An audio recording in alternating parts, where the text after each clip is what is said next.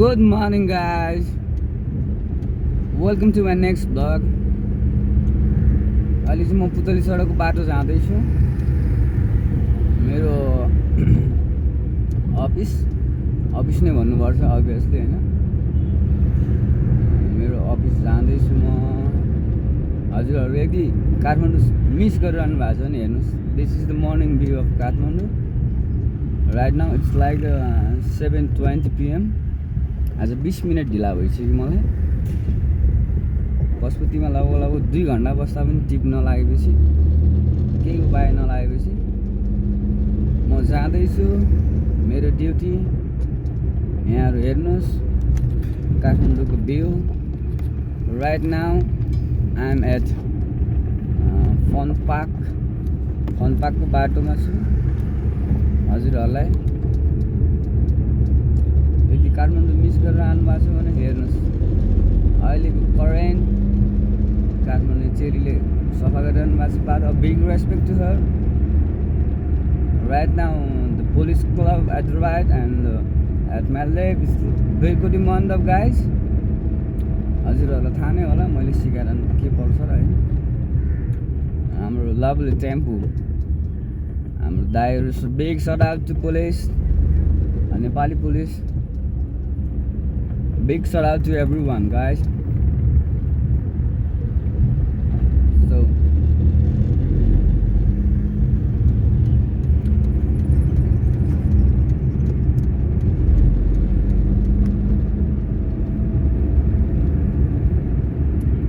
के भइराछ हेर्नु होला काठमाडौँ नगरपालिकाको गाडी आइराछ सफा हुने काम भइराछ परिवर्तन देशमा एकदमै जरुरी छ है हजुर परिवर्तन चुनावको माहौल छ एकदमै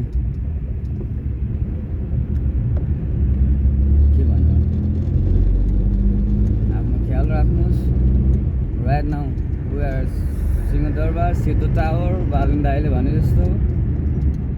बालन दाइ नि के भन्नु हाम्रो त गाउँले सम्बन्धमा त भनौँ न हाम्रो ज्वाइँ साहब हो बालन ज्वाइँ साहब भन्नुपर्छ हैन सेतो टावर देखिहाल्नु होला guys right now the Nepal telecom building सुन्दाराको बाटो आइ एम हेडिङ टुवर्ड्स हजुरहरुलाई थाहा नै होला के भनिरहनु पर्यो मैले हैन बिहान खासै जाम हुँदैन बिहान चाहिँ रमाइलो हुन्छ गाडी कुदाउनलाई गाइज हैन स्वयं भएर चलाउनु होला सबैजना दाजुहरु मित्रहरु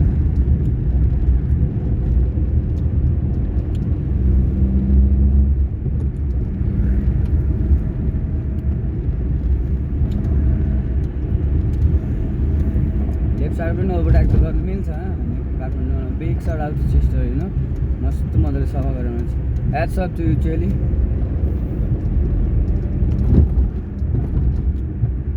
at my left it's Rangashala right now Tripureshwar Chowk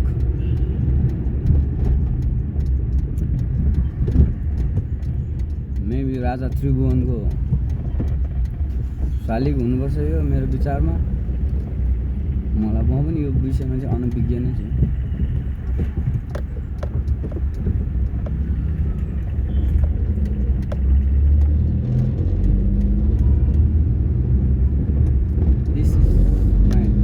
This is gonna be my second vlog guys यदि च्यानलले त सब्स्क्राइब गर्नु हुँदैन होला हजुरहरुलाई हैन zebra crossing I respect the people who cross by the zebra crossing I do respect and I think everyone should be respect that you know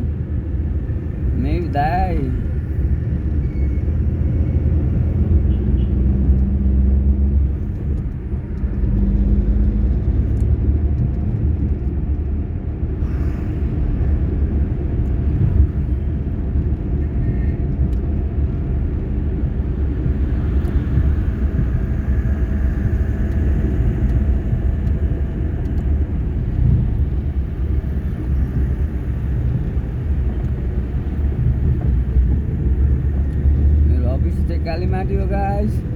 गएर आज म मेरो अफिस पनि देखाइदिन्छु। मेरो साउजी, मेरो साउजीको अफिस। साउजीलाई बिग सट आउट। साउजीले काम दिनुभएको छ, काम गरिरहेको छु। हातमुख जोड्न पाइरहेको छु, त्यही ठुलो कुरा हो। नेपालमा बसेर दुःख गरिरहेको छु गाइस।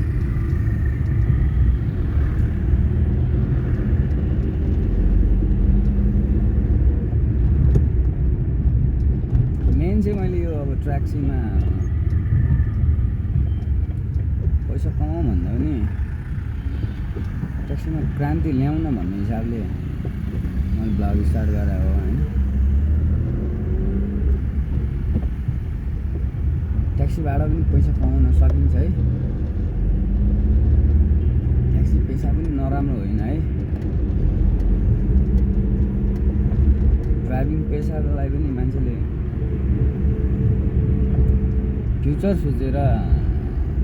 काम गर्दा, दुःख गर्दा नहुने त होइन।